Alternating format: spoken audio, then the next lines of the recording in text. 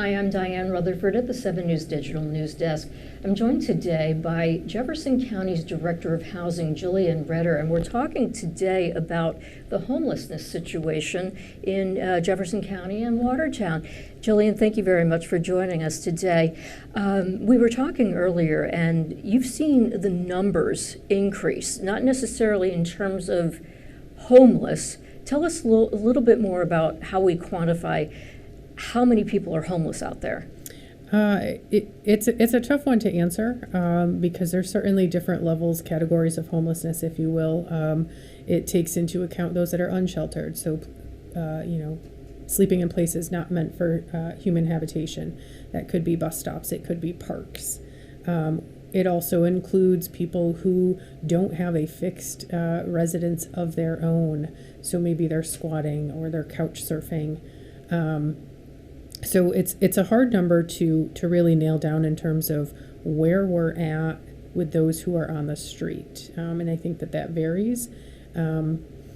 But in terms of the assistance that people have received through emergency housing at the Department of Social Services, we have seen an increase of those people who we have placed, meaning people who have come in who are homeless looking for emergency housing assistance to get them off of the street.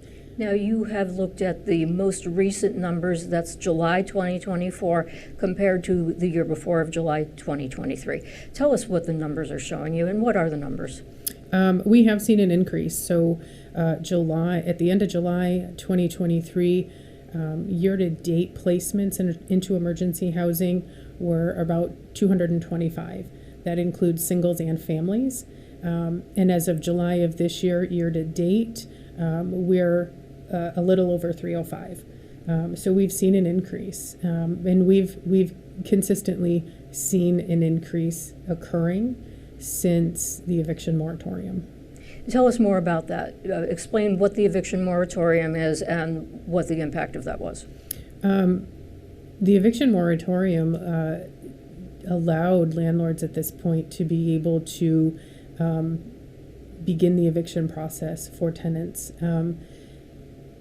Now, they had not been able, during the COVID pandemic, it was against the law to evict people, but yes. That was lifted, Yep. and people were being evicted. Yep, and that's really where we started to see a spike, and pretty I think drastically as that lifted, and landlords began that eviction process, which doesn't always happen overnight. It takes a little bit of time, but as time went on, we began to see an increase of people being evicted. Oftentimes, it was due to lack of payment. And we know that many people did not have jobs during that period of time. They did not have the resources available, and so here's some of the end result of that. People just not having the means to be able to stabilize their housing situation. Now, we have seen, we've done stories about homeless encampments.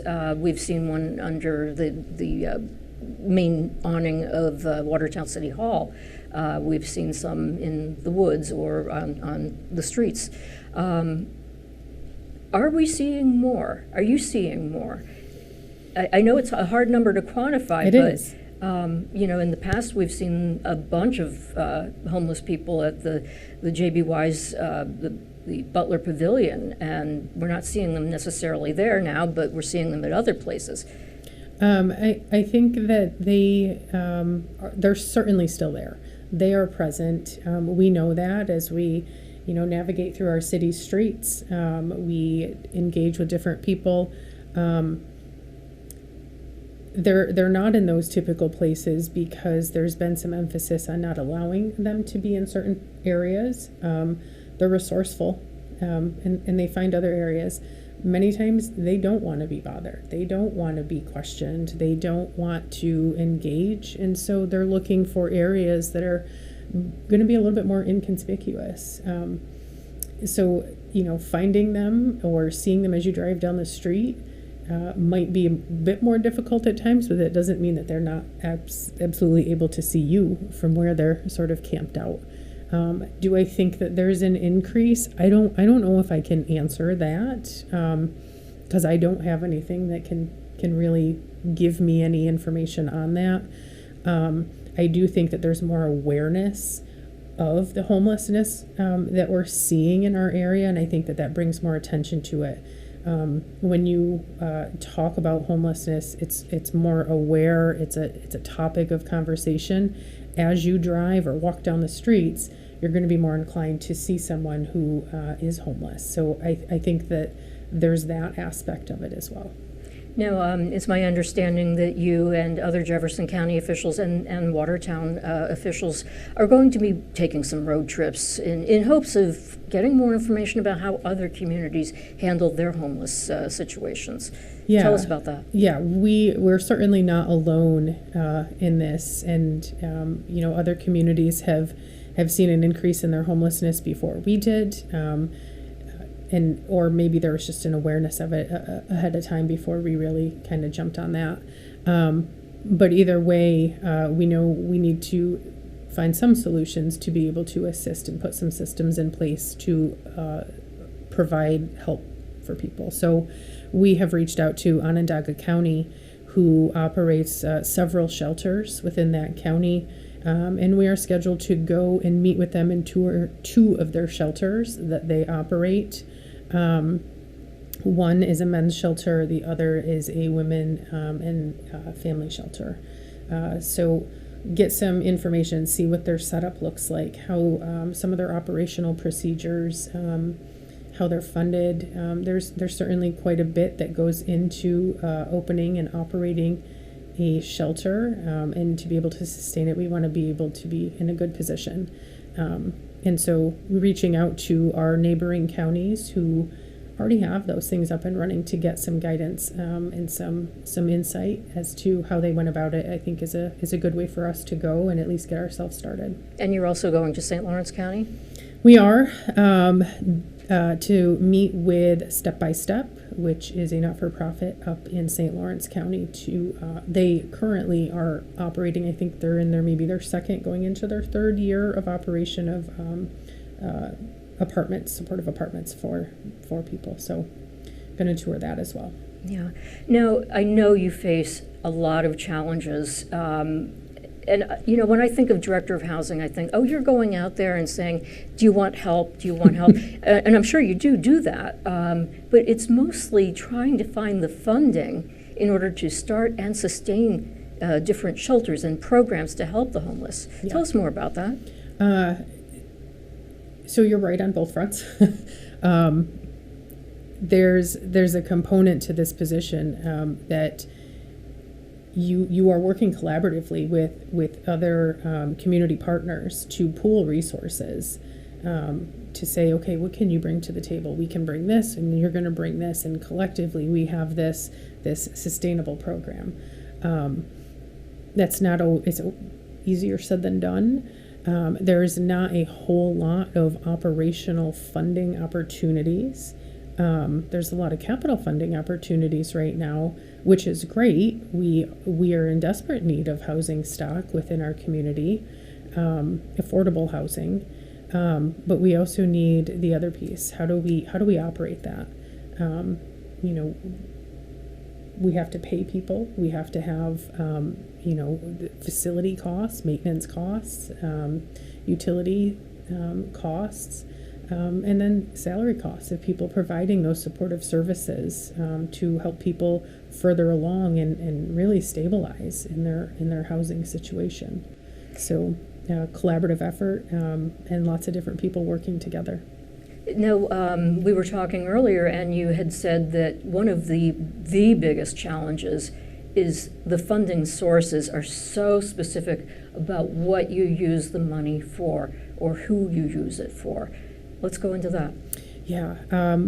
With any sort of funding opportunity that is available, it will, say you can apply for this funding. Here is how it can be used. They come with a list of eligible and ineligible expenses. You have to follow those. And that can sometimes cut you off with who can receive and who can't receive, or what you could do for a person. Sometimes the funding is specific to, a person needing to have a particular diagnosis, or living in a particular place. Some funding says that it's a site-based sort of assistance, so you have to be living at this particular facility. Others don't. So there's a variety of funding that can assist, but each typically has, and most often has, their specific eligibility criteria, and comes with a list of eligible and ineligible expenses. That's got to be very difficult for you. It can be, because you're trying to put a puzzle together that you might be missing a corner piece. If it were up to you, what would you do? If you said to these different funding agencies, the government, what have you, what would you say to them in order to make things more streamlined or more helpful? Talk to each other. There's funding opportunities through OTDA. There's funding opportunities. OTDA is? New York State Office for Temporary and Disability Assistance. There's Office for Mental Health. And, if those oversight agencies across the state and even the federal government could talk to each other and say, hey, let's pool these resources together and have this criteria for providers, we'd be a little bit better off. OMH is going to require that It's the Office of Mental Health? Yep, they're going to require that there's probably a serious mental illness diagnosis. OTDA might require that you engage in mental health or substance use treatment if you are struggling with those things, but they don't often necessarily talk to each other about those requirements. So somebody who comes in looking for assistance, but they don't have any diagnosis that's documented, isn't going to be eligible for one of those programs that's funded under Office of Mental Health until they can get that documentation, which can sometimes be a process for people. They might need to get established with a provider, have some evaluations done. Those things take time. And people who are on the street and unsheltered are in constant survival mode and crisis mode, and so they're not really considering, okay, here's my calendar of things that I need to accomplish over the next week. Here's my to-do list. They're worried about where they're going to eat and where they're going to sleep, and that is it. And so to assist somebody through a process of getting something documented, you lose that connection with them sometimes if it is going to take that long. Yeah, and also the other facet of your job is actually going out and leaving your card, trying to talk with folks, and you say sometimes they just scatter because they just don't want the help, and a lot of issues, they face a lot of issues, including mental health issues and substance use disorders. Well, and we look at it, you have to kind of put yourself in their shoes. If I were to come to your house and just start asking what you're doing there, or why you're doing that, or why you're living like that, or why you don't do this, that's intrusive. And these are humans, and we need to be cognizant of that when approaching and talking with them. And that's why they do scatter. They don't want to be grilled. They don't want all those questions. They want to be left alone until they come and let us know what their need is. And that's okay, because we are here for that. But we want to make sure that they know and continually know that we are here. I have a great team over at the Department of Social Services who does go out and engage with those folks on the street to see if there's anything that they need or anything that they can assist with. Sometimes they get told, nope, I don't need anything, and that's okay. We do leave business cards. And sometimes somebody says, I could use some food. We get them connected to get them some food to get them through for a little bit. We're heading into the colder winter months, the fall and winter months. What are we seeing going into the fall and winter? We know that the Salvation Army, the Urban Mission, and Emmanuel Congregational Church are on board again this year to provide those warm, safe places for those that are unsheltered. The Salvation Army is their new captains have hit the ground running, and they are gearing up, and they're excited, and they're full of energy with operating the warming center again this year. So we've had some communications with them to help them kind of get that process started, so as it's somewhat new to them. We've had some conversations with Emmanuel Congregational Church, and they're looking to sort of enhance some of the services that they're able to provide through their meal program. I know that they've connected with some other community partners that they have to try and pool some of those resources together to try and enhance and make a more robust system for people. So that's in the works. And then Urban Mission having the daytime drop-in center. So somewhere during the day for people to go and get out of the cold elements. And being at the Urban Mission, the care center is there, which houses and is a place for multiple community providers to go and kind of set up their desk space. So folks who are visiting the drop-in center will have access to available community resource staff right there, should they choose to engage. So we think it's a good system, and it does cover a 24/7 period of time throughout those cold winter months, offering somebody some solace from that chilly, cold, snowy air. I know that you can't necessarily say that the homeless population is increasing, but what are your feelings going into the colder months? Are we going to see more people needing these services?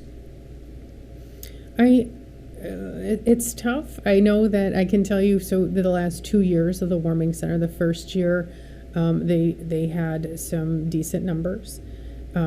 But the second year, and I think some of it had to do with awareness of the warming center being available, but they were at capacity nearly every night that the warming center was in operation. So that was from 11/1 through the end of April.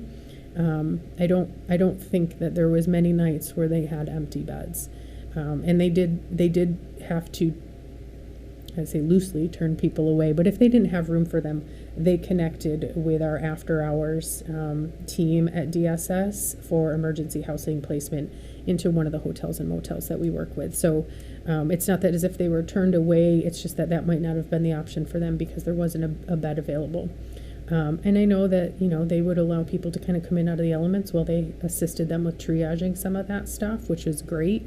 They could get a cup of coffee and warm up. They could, have a small snack. So they're certainly willing to help in whatever they can. But yeah, I think that we will see them at capacity again this year. I don't anticipate that that's going to go down. Yeah.